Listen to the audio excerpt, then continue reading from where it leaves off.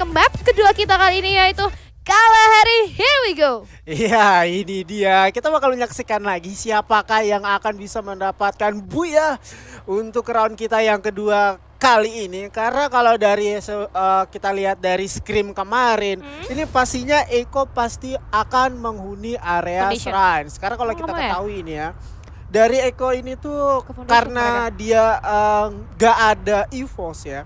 Jadi dia ini leluasa mau dia ke Shrines atau dia Foundation serta mau Hampton, itu dia lebih enak aja gitu, nggak Enak ada yang ya? ngegangguin. Dan cuma yang tadi itu gue lihat ya Kak Julia, ini Eko cukup unik permainannya. Kenapa Mereka tuh lebih berani untuk mencar. Mencari Cuma ya? ada dua orang Dudes di dalam tadi satu Dudes juga kompon. pergi ya jauh. Dudes, Kiba juga Dudes, sama, si Dusnya diutus ke graveyard, Kiba di area mill. Coba, dua orang ada di area shipyard. Ini artinya dua orang yang ada di shipyard ini untuk segi resource mereka bener-bener kaya akan lootingan. Dan juga ini Eko Esport kayaknya udah bisa ngepredik zona selanjutnya itu bakalan timbul di mana, sehingga mereka baru stay di satu daerah tersebut. Yes, betul banget. Tapi nampaknya kali ini early pace yang agak sedikit deg-degan buat Fuego dan juga LGDS karena mereka harus bertemu di daerah Command Post kali ini.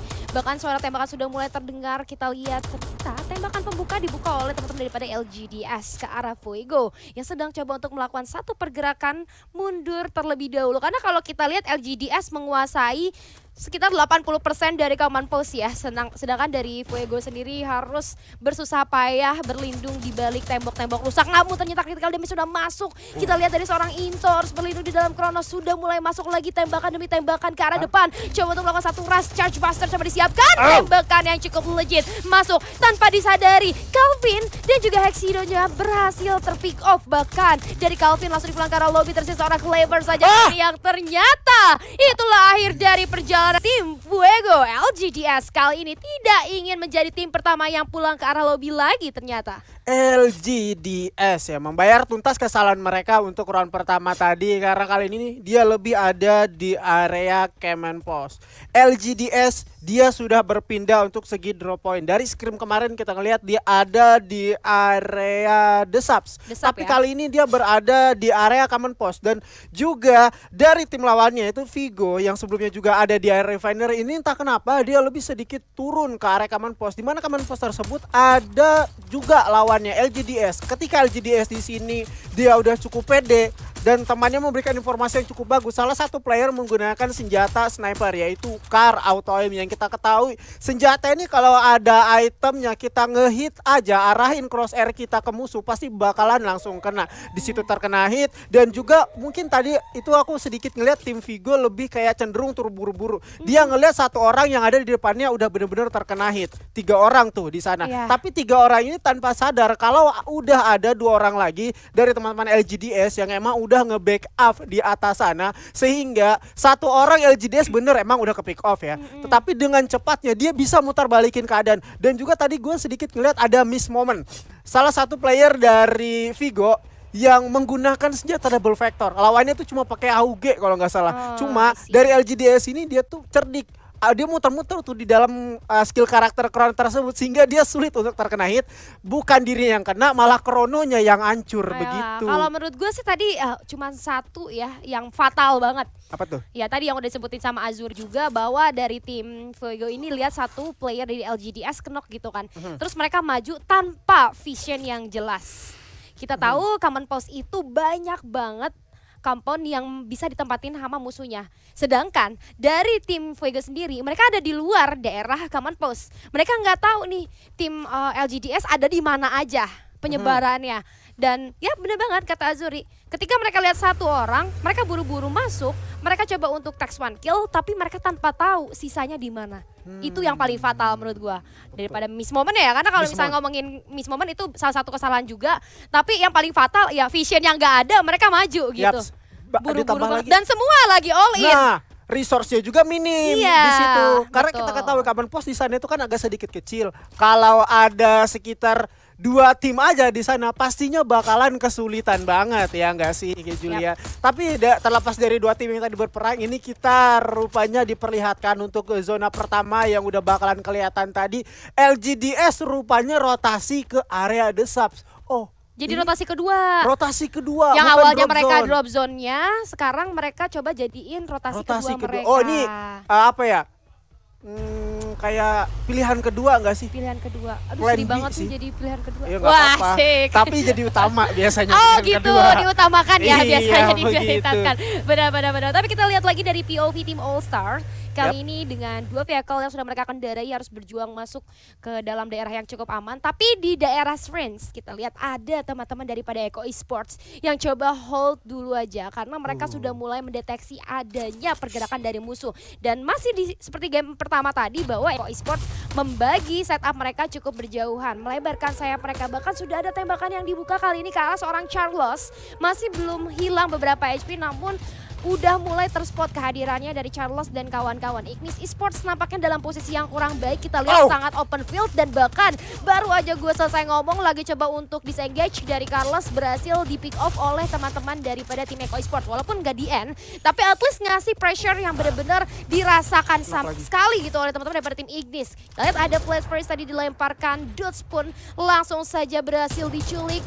Dipulangkan ke arah lobby namun tembakan balasan dari seorang ombak nampaknya cukup membuat teman-teman daripada tim Ignis harus sedikit respect lagi terhadap Esport. Kiba dari jarak yang cukup jauh ternyata masih berhasil untuk menjatuhkan musuhnya. Tembakan balasan untuk seorang Dots namun Koja masih belum bisa diselamatkan. Apakah di sisi lain tim Ignis atau dari seorang Kano nampaknya harus disengage terlebih dahulu karena dia tersisa seorang diri saja. It's okay, Dots dipulangkan, Koja masih bisa diselamatkan.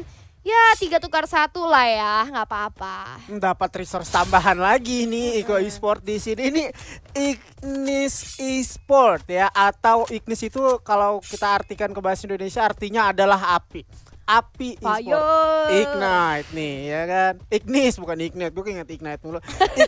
Ignis Esport nih dia tadi kayak ter-HBD gak sih Kak Julia? Ter-HBD ya. banget. Tapi emang dia juga ada di posisi yang gak enak sih. Dia di open field gitu ya. Dia nggak dapetin kompon atau obstacle yang paten juga. Ini cerdiknya dari Eko Esport. Dia nunggu semua player dari musuh ini tuh masuk, kelihatan dulu, nunggu open field dulu.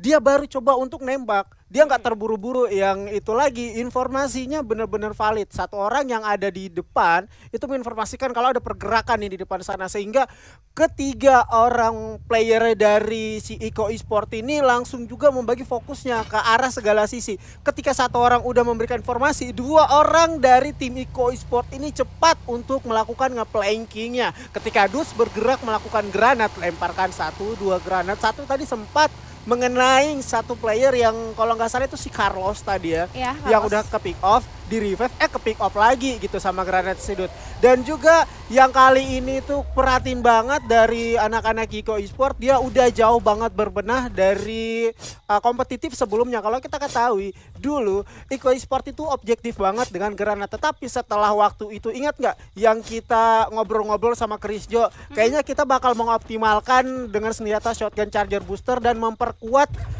lini serang kita di jarak jauh.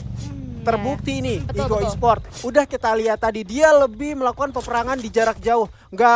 Bukan menghindari ya, tetapi lebih memanfaatkan aja momentum di jarak jauh tersebut. Kalau bisa menyelesaikan dengan jarak jauh, kenapa enggak? Benar. Itulah Eko Esport. Ya, melihat dari kejauhannya. Tapi ini by the way ya, LGDS tadi dari desktop tiba-tiba di Bayfront. Nah, jauh banget. Kaget gua dari ujung ke ujung ya nyebrangnya. Agak lumayan tidak diprediksi oleh kita ya, unpredictable ya, tiba-tiba ada di Bayfront aja tadi di desktop. Tapi kita lihat kali ini namun nampaknya di Bayfront juga dari LGDS sudah mulai mendeteksi adanya pergerakan yang cukup mencurigakan daripada musuhnya. Bahkan sudah mulai mantekin ke arah depan, masih belum kelihatan pergerakan dari musuh ini. Kalau misalnya tim-tim yang bermain dengan mekanik yang bagus ya, mereka itu bisa nunggu timing sesabar mungkin, nunggu momentum. Tapi kita lihat udah ada granat yang dilemparkan, nampaknya peringatan untuk teman-teman daripada tim LGDS yang coba untuk dijepit. Secara positioning lu lihat musuhnya mereka dijepit dari depan dan belakang. Mereka mau coba mengurung teman-teman daripada LGDS biar nggak bisa keluar dari rumah pertahanan mereka. Bahkan dua player di depan kita lihat sudah mulai maju sedikit lebih dekat lagi, namun ternyata langsung dihadang sama House of Blood ya. Iya. Kenapa dari tembakan jarak jauh gitu? Aduh sayang banget ya coba untuk ngeras ke arah teman-teman daripada LGDS. Tapi ada House of Blood dari si lain yang mau coba join ke arah pertempuran mereka ternyata. Ya, Alstar lebih harus struggle lagi sih ketika dia pengen masuk ke jantung pertahanan si LGDS. Karena di belakang atau di atas mereka itu sudah ada House of Blood atau HOB yang juga sedari tadi mentekin pergerakan mereka. Kemungkinan HOB ini bakal coba untuk santai terlebih dahulu. Dia nunggu ketika 2 tim atau bahkan 3. Karena kalau kita lihat dari minimap sisi sebelah kiri atas, di area sini aja itu juga ada sekitar 3 tim by front-nya. Ketika si Alstar ini perang dengan LGDS, ini otomatis bakal mengundang tim lain yang ada di belakang mereka, yaitu Vivo-K yang dari tadi udah stay di sana menunggu juga kapan si 2 tim di depan kita ini perang. Kemungkinan yang tadinya si Alstar ini natakin pergerakan atau posisi dari anak-anak LGDS itu mereka hanya mencari celah untuk mencari kampon yang cukup aman, walaupun sempat ke pick off ya. Di situ juga sedikit membuang yang namanya medical kit yang mereka punya untuk memenuhkan darah mereka kembali, health point mereka diperbanyak kembali, sehingga ketika ada di posisi nyaman, gue rasa mungkin untuk medkit mereka agak sedikit kurang sih. Iya, agak sedikit kurang, benar banget, gue setuju. Tapi kita lihat kali ini dari POV-nya Attack All Round yang nampaknya sudah mulai menyadari adanya tim All Star. Di sini bener-bener chaos banget sih bisa gue bilang. Crowded banget tim-tim yang ada di daerah Bayfront kali ini ya. Sudah mulai terlihat dari sisi kanan pun udah siap tembak saja dari seorang JLX. Nampaknya dengan VSS-nya coba untuk melakukan cutting rotation terhadap musuhnya. Skylar sudah mulai diluncurkan ke beberapa glue wall yang sudah dibangun oleh musuhnya. Coba untuk sedikit bersabar menunggu momen terlebih dahulu. Dari segi posisi sih dari tim Attack All Around harusnya lebih unggul daripada musuhnya yang ada di daerah open field ya. Namun dari Attack All Around sendiri coba untuk respect lagi terhadap musuhnya. Jarak yang cukup jauh, pandangannya agak sedikit terbatas. Namun satu player berhasil dikenok di sana. Dari sisi lain House of Blood juga berhasil menumpahkan beberapa darah dari musuhnya. Bahkan satu player, satu mobil atau satu motor itu terbakar sudah oleh teman-teman daripada House of Blood. Satu glow sudah mulai coba dihancurkan. Tembakan demi tembakan dari seorang Dani kali ini masih belum membuahkan hasil apapun. Masih belum bisa untuk men-take down siapapun. Tapi ternyata dari musuhnya juga cukup jauh jaraknya. Jadi dari seorang Dani mungkin sedikit lebih bersabar dulu sampai musuhnya lebih terlihat jelas lagi. Dan bahkan ternyata Dani dan kawan-kawan memutuskan untuk melakukan upaya ras sedikit demi sedikit. Namun ketika mereka mencoba untuk ngeras itu ada tembakan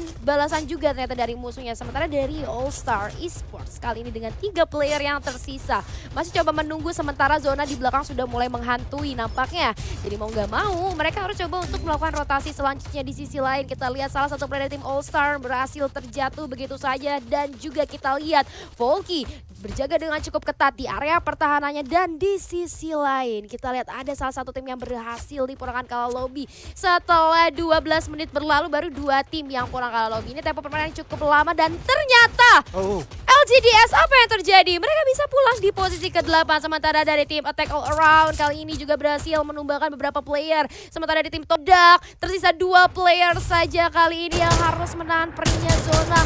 Masih coba untuk ditembakkan aja oleh seorang ombak kali ini. 3 player dari tim Eco Esports masih bertahan di daerah range. Walaupun zona sudah sedikit menjemput mereka. Tapi dari tim Eco Esports masih cukup tenang untuk menunggu salah satu player yang ada di depan. Itu dari tim Todak ya. Ya dari Todak juga sedari tadi nih ku perhatikan itu dia emang posisinya kayak udah tertekan. Udah benar-benar terhimpit dari segala sisi ya. Dari belakang mereka itu ada House Blood, di depannya juga itu sudah ada Alstar yang emang juga memberikan distraksi ke arahnya dia. Bener sih dia dapatin sedikit arah zona ya, sedikit zona ada di posisi mereka, tetapi lagi dan lagi di posisi mereka itu nggak cuma open field, mereka terjepit dari segala sisi. Kebingungan mereka pengen nentuin pergerakan ke area mana, kayak ibaratnya udah nothing tulus. Dari Dani juga HOB sedari tadi emang itu terus mengganggu, terus memberikan distraksi ke arah teman-teman dari siapa tadi, Todak ya, yang juga udah pengen masuk ke dalam zona. Dan kali ini justru si Eko-nya lebih bersabar menunggu momentum, dan juga itu launchpad digunakan tepat banget, kayaknya udah sampai ke daerah rumah 4. Tetapi malahan dari ombak nih di sini yang udah harus ke pick off, dan dari segala sisi pertahanan juga udah langsung dipasang, dan HOB udah harus terpulangkan di peringkat kelima kayak Julia. Oke, kita lihat kayaknya dari tim Eco Esports masih cukup alot dalam segi defense-nya, masih belum tersentuh. Walaupun kali ini Esports ternyata ada unpredictable shot dari sebelah kiri yang masih bisa diantisipasi oleh teman-temannya. Duel sudah mulai dibangun di sisi kiri dan kanan, coba untuk melindungi dirinya. Ada flash freeze juga yang tiba di sana mendelay pergerakan daripada teman-teman tim Eko Esports. Berpindah rumah saja namun Peja ternyata tidak cukup aware. Nampaknya ada tembakan yang masuk ke arah jantung, ada granat yang coba dilempar. Ombak coba untuk menggocek-gocek gaming, tersisa seorang diri kali ini dan seorang Ombak terkena tembakan yang tidak bisa dihindari dan Eko Esports sayang sekali harus puas di posisi keempat. 3 tim tersisa kali ini dari tim Attack All Around. Ada tim apa itu tuh? Vivo, ada juga tim V-Gaming ya. Jadi masih ada 3 tim yang tersisa kali ini yang coba untuk mempertahankan tempatnya masing-masing karena mereka juga dari segi posisi sama-sama terpisah ya. Jadi masih ada sedikit waktu untuk nunggu zona terakhir mungkin ya untuk saling bertabrakan. Masih belum ada tembakan pembuka untuk 3 tim tersisa kali ini dan mereka sama-sama masih full tim. Ya masih full tim juga. Ini jadi bakalan makin seru. V-Gaming udah dapatin kampanye mereka. Zona juga sedikit ada di area mereka. Yang justru menjadi PR ini bagi teman-teman Attack All Around dan juga si Vivo yang harus dipaksa untuk bergerak sedikit maju untuk mendapatkan zonanya, apalagi zonanya di sini benar-benar open field. Terlihat juga Viego bakal dihancurkan Kak Julia. Oke, kita lihat ada Skyler yang meluncur begitu saja membuat dari seorang Fantan ternyata berhasil melakukan free hit dan men-take down 2 player sekaligus. Namun di sisi lain Fantan langsung membagi fokusnya ke arah satu tim yang coba untuk melakukan rotasi masuk ke dalam zona. Satu tembakan yang cukup legit masuk ke arah sana, namun sayang sekali seorang Fantan nampaknya harus segera melakukan rotasi selanjutnya karena zona tidak akan bersahabat. Tim Attack All Around harus puas di posisi ketiga, namun Fantan tidak memiliki banyak waktu, ternyata harus turun namun nampaknya dijatuhkan oleh zona. Dan kita lihat kali ini dari seorang Deadgun coba untuk melakukan pendekatan terlebih dahulu, menghirup inhaler, menembak ke arah depan, tidak membiarkan V-Gaming untuk maju ke arah depan. Open field terasa begitu menyakitkan, ada flash freeze dilemparkan, namun teman-teman daripada Vivoki masih cukup bersabar. Dari belakang ada tembakan yang terlambat disadari, nampaknya harus menjatuhkan seorang Modestia. Begitu juga ada seorang General, kali ini 2 player saja tersisa dari tim Vivo K berlindung di balik wall. Coba untuk melakukan satu upaya flanking dari arah belakang, coba untuk melakukan backstep, namun nampaknya tidak berhasil, tidak semudah itu, dan itu dia menjadi buya untuk Vivo K. Wow, ini kesabaran yang benar-benar luar biasa.